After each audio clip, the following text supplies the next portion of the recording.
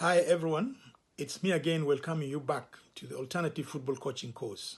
Today we are tackling Module 4, which is about tactics. Let's do a quick recap of our last lesson. The lesson covered performance factors, with the key learning outcome being analyzing the physical and mental traits of a professional player. Today we are going to cover Module 4, and the topic for the lesson is tactics. The key learning outcome is building a repeatable system for your team. Please subscribe, like, share, and make a comment on the video. Remember to hit the notification bell so that you don't miss the next drop. Now let's get started with the lesson. All right, let's dive into the real blueprint of football, tactics. We're talking about the universal language that's spoken on every single pitch, from the World Cup all the way down to your local park. And trust me, it's so much more than just a bunch of numbers you see on a graphic. You hear it all the time from commentators, right? Oh, they're setting up in a 4-3-3, or they've switched to a 3-5-2.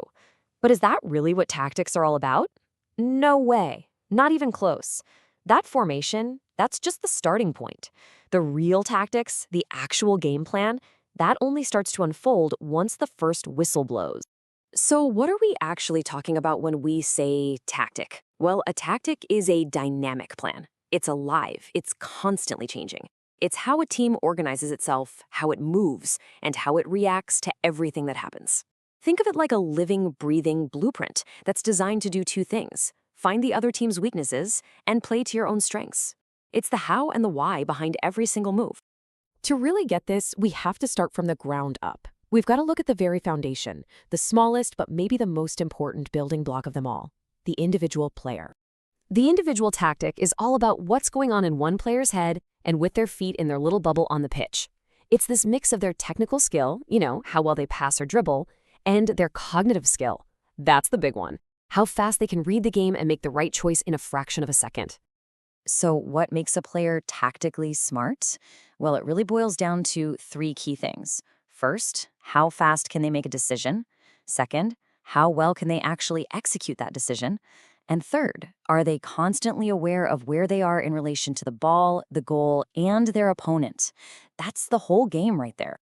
Okay, picture this. A defender sees an attacker about to receive a pass. In that split second, they have a choice. Do I step up and try to win the ball but risk getting beat over the top? Or do I drop back and give myself some space? That tiny, instant calculation, that is the individual tactic in action. So we have our individual player, but of course, football is a team game, right? One player's brilliance is amazing, but it's the connections between the players that really start to open up a game. And this brings us to our next level, the group tactic. A group tactic is when you get a small unit of players, maybe 2 to 5 of them, working together in one area of the pitch. Think about your 2 center backs or your winger and your fullback. It's all about building those little partnerships and understandings. This is where you start to see a team's real chemistry bubble to the surface. And this is all about coordination. We're talking about players moving in sync with each other, communicating, verbally or not, and having roles that complement each other.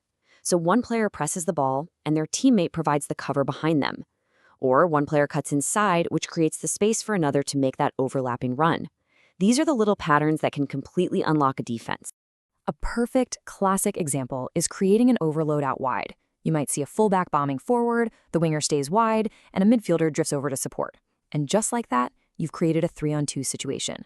Their coordinated movement has created a numbers advantage. That's a textbook group tactic right there. And that, of course, brings us to the very top of our pyramid. We've gone from the individual to the small group, and now we get to the grand plan, where all 11 players are moving and thinking as one single unit. This is the team tactic. The team tactic is the big picture. It's the manager's overall vision for how the entire team is going to play, when they have the ball, when they don't have it, and in those chaotic moments of transition. It's what dictates the whole team's shape, its rhythm, and its identity. Let's use the high press to see how this all connects. It's like a symphony. It all starts with a team-wide trigger. Say an opponent takes a bad touch. That's the signal for everyone. Then comes the group action. The entire backline pushes up as one unit to squeeze the space. And at the exact same moment, you have the individual job. The forward sprints to close down, but does it at the perfect angle to block the easy pass. See? Team, group, and individual all working in perfect harmony. Okay, but here's the catch. You can have the most genius tactical blueprint in the history of the game, but it's completely useless if you don't have the engine to make it run. And that engine, my friends, is physical conditioning. This chart really says it all. It's an absolute truth of the game. A coach wants to play a high-energy pressing style, that's the tactical plan, but the physical reality is that the players just don't have the stamina to keep it up. So what's the results? The whole plan falls apart after 30 minutes. The physical side will always determine what's possible tactically. And you have to understand, it's not just about being able to run. This is the crucial part. When a player gets physically tired, their brain gets tired too. It gets overloaded, and that means they start making decisions a split second slower. They see the pass too late. They misjudge the flight of the ball. Fitness isn't just physical, it's mental, it's tactical. So with all that in mind, how do we actually take this theory and put it to work on the training ground? How do coaches turn this blueprint into something their players can actually execute on a Saturday? Well, a really good training session builds on these layers, one after the other.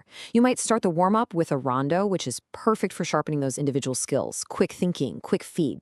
Then you might expand into a bigger drill focused on a group principle, like practicing how your defense and midfield build up from the back under pressure. And finally, you bring it all together in a small-sided game to work on the total team execution, just like in a real match. So if there's one thing you walk away with today, let it be this idea of a pyramid. Football tactics are a layered system. It starts with the individual, it builds into groups, and it all comes together in the team strategy. But that entire pyramid is sitting on a massive foundation of physical readiness. And without that, the whole thing just crumbles. And that leaves us with one final thought for all the coaches and players out there. You have the blueprint now.